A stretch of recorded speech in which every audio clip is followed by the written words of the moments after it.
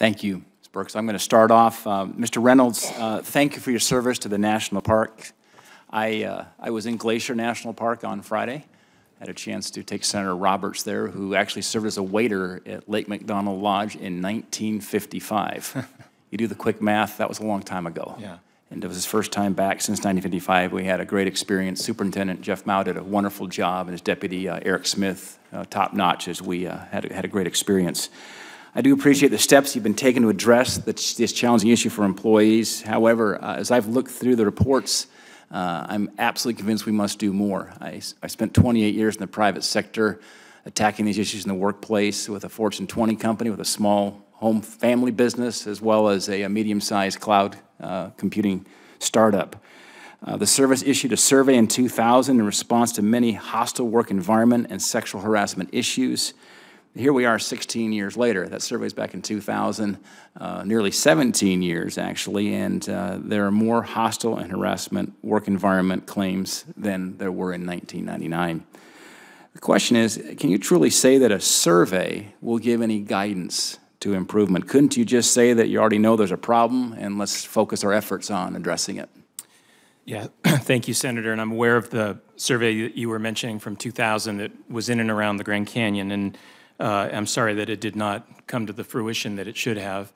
The survey that we have put together was well thought out, and we went out this time into the private sector to hire the right kind of folks to help us really delve into a number of different issues. So this survey is not simply the presence of, but it is to help us understand deeply with not only prevalence, but how this might work in the kinds of locations that we have. So for example, we have very isolated staff, as we had in the Grand Canyon as an example, and what the survey is trying to delve into is getting employees to answer appropriate questions that help us understand how to apply our resources best strategically ahead, how we would actually help employees feel safe in reporting. One of the things we found was it wasn't just how managers misbehaved, as it were, but it was that employees felt they were not safe to report. And so the survey was designed to do that, and it was a survey to help us understand the kinds of harassment, if you will, without going into detail, but the categories that they might be experiencing so we can focus on our employees best. There's a statement that Ms. Kendall made that struck me. She talked about the importance of the tone at the top.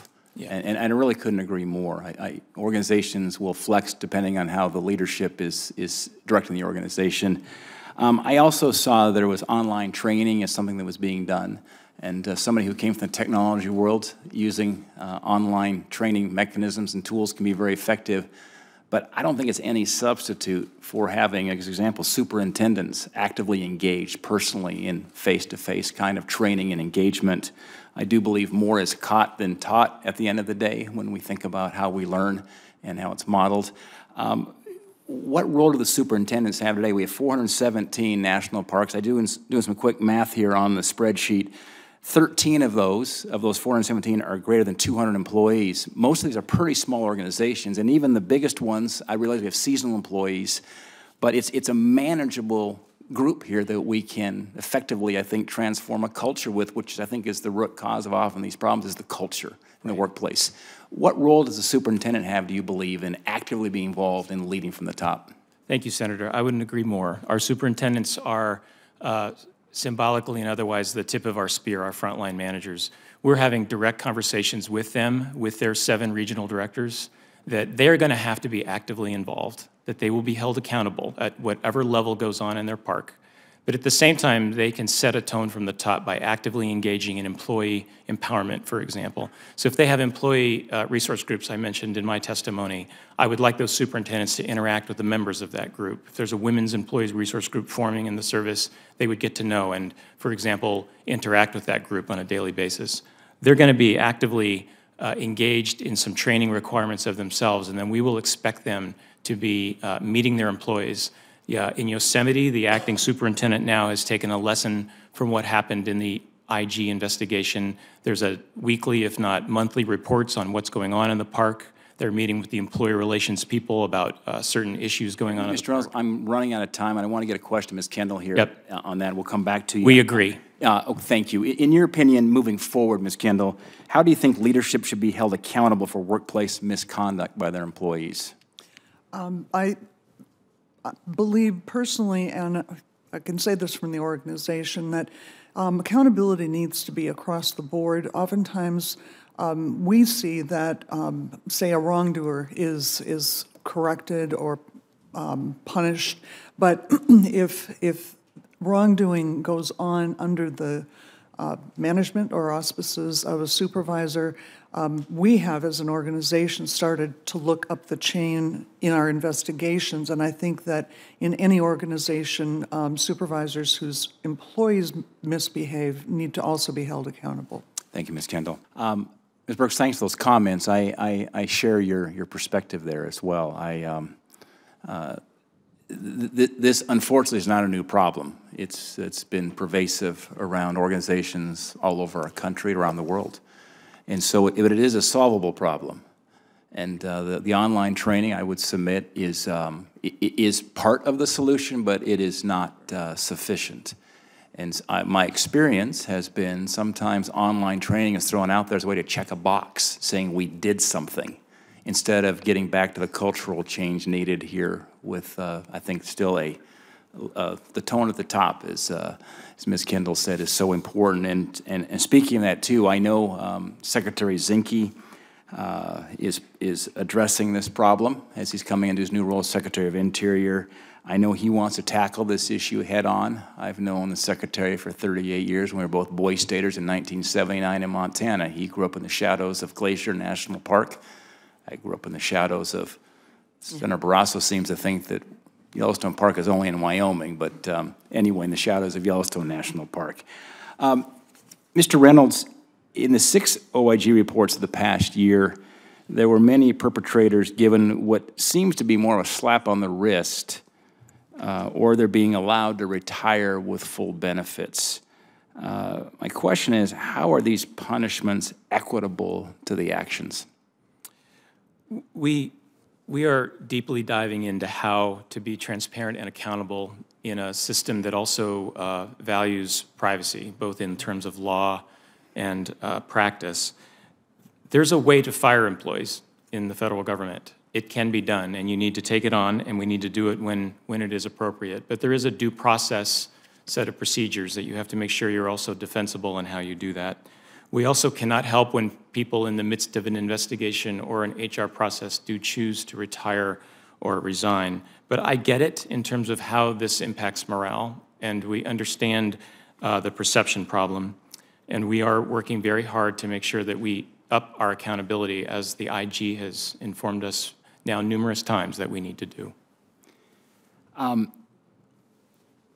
had the committee staff run a report for me yesterday that just stacked rank all 417 of our national parks by size of FTEs, full-time employees. And I just want to get a sense of the organization size, kind of the command and control spans and layers as you look at trying to address a problem. Again, having spent 28 years in leading organizations and looking at organizational design, it's a place to start. One thing I also asked the staff to do was saying out of 417 of our national parks, just curious how many of our superintendents are female. And according to the Park Service, it's 37% of the superintendents are female. After the incidents at Grand Canyon National Park, a female superintendent was hired. Yeah. I'm going to direct this question to Ms. Burks, actually. Do you believe that putting more women in leadership positions, and I recognize sexual harassment occurs with both genders, but would this make a difference, and do you think there should be more women in leadership roles? Well, thank you for the question. You know, I'd like to see gender equity in the superintendent's roster. I'd like to see 51%, I think, would actually be equity. If having spent 39 years in the Park Service, I can say that getting to 37% is a big accomplishment. This has been a male-dominated organization for a long time, and the service has made great strides. But yes, I do believe it would help. I believe it would make a difference. I'd like to see the service be able to move more quickly in that direction, yes. Thank you. these are going to be some panel-wide questions to open up some discussion. And the question is, in each of your views, how can the Park Service shift from a reactionary response to harassment issues to more of a preventive and preemptive strategy as a new approach to lowering the incidence of misconduct? And we'll take volunteers who wants to go first. Mr. Reynolds, thank you. Senator, thank you. In our view, in the leadership, representing the voice of leadership right now, we have been collectively deciding that we need to make this a year plus more of our people, and to focus very much. The last 100 years has been about protecting our parks. We need to now focus and protect and invest in our people. Would be a very good start, because it would then drive investment, as you know as a business person. I would also say that the civil treatment for leaders training that the Park Service is going to be implementing is a very good step. All of their leaders are going to be expected to take this training. We just finished in the OIG training all of our managers and supervisors. It is a good awareness program, and hopefully it will settle in. There are some practical things that the Park Service could do to follow up with that training, but it is a very good first step. Ms. Burks? I'd like to build on what Mr. Reynolds said. You know, this is a situation where mold thrives in darkness, if you will. Supervisors are not held accountable in the Park Service, and they haven't been for some time. And there are a lot of reasons for that, not necessarily having to do with intended malfeasance or anything of the sort. There's so many pressures on superintendents and on regional directors to respond to constituency issues and to resource problems and budget issues and employee and visitor injuries and you name it. And the Park Service, because I think so many employees are dedicated and believe in service, have put family last. And what needs to happen now is what Director Reynolds said, is family has to come first. There needs to be a major, major investment in increased transparency and time spent on working directly with supervisors to find out what they're doing and how well they're doing it. That has not happened recently. Thank you, Ms. Burks. Ranking Member Hirono. One of the other areas I wanted to discuss is the seasonal employees we have in our national parks, and the challenge that may present here as we attack this issue. So looking at the numbers, kind of going back to my hometown parks, Glacier National Park, there's 140 permanent year-rounds, but there's 310 seasonal on average. Yellowstone National Park, 227 permanent year-rounds, but 570 seasonal. And you know, growing up, again, literally in the shadows of going through my grade school, high school, college years, you know, I get it in terms of we have a lot of young people will come oftentimes, but all ages will come to our national parks to be seasonal employees. We have a lot of good friends in my hometown of Bozeman where they met at Yellowstone National Park from disparate areas of our country, came to work at Yellowstone Park, and they're married and living in Bozeman. How does that affect the culture, and how do we address the nature that you have short-term seasonal employees here as you're trying to change a culture in our national parks? Well, Senator, you're correct. We really, truly rely, and the parks operate thanks to our seasonal employees. And many of them, as you know and described, work for many years for us. It's almost a second career for some people, depending on what else they do with their life. Some are brand new, and some are our students and our interns. We need to very much have a better consistency about how we onboard, how we let them know, as I was speaking with Senator Hirano, about what their rights are. And so those are the kinds of part of the process and system improvements that we're now making because of this experience that we've been having the last 2 years.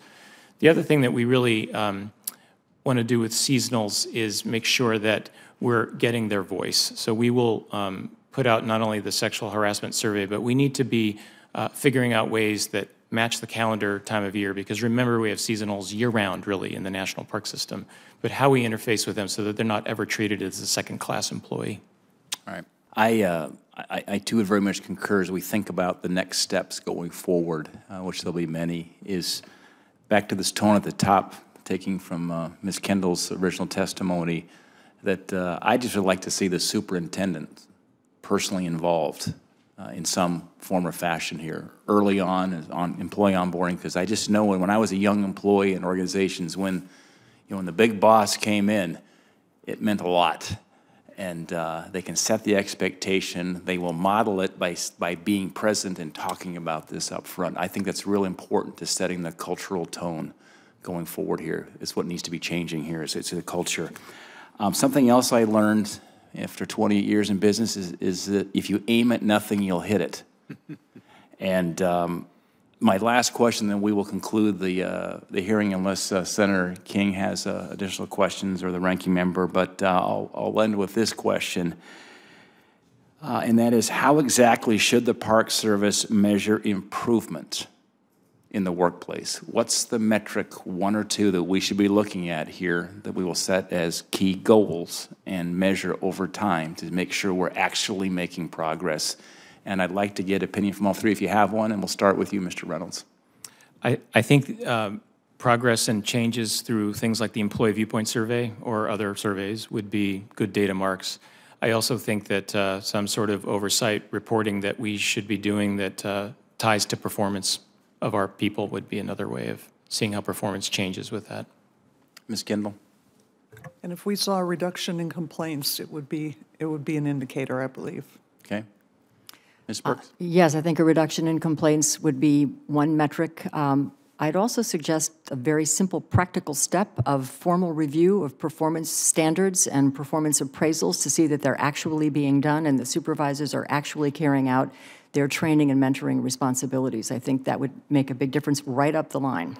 Well, my experience has been, I mean, I agree, is we do these audits, these surveys that give you a nice big fancy report, and you have a one-time PowerPoint presentation, and then they're quietly put on a shelf and they collect dust until somebody asks a question perhaps 10 years later, and it's a real challenge, so action is needed. If there are no more questions for today, members may also submit follow-up written questions for the record. The hearing record will be open for 2 weeks. I want to thank the witnesses for their time, the testimony today. This hearing is adjourned.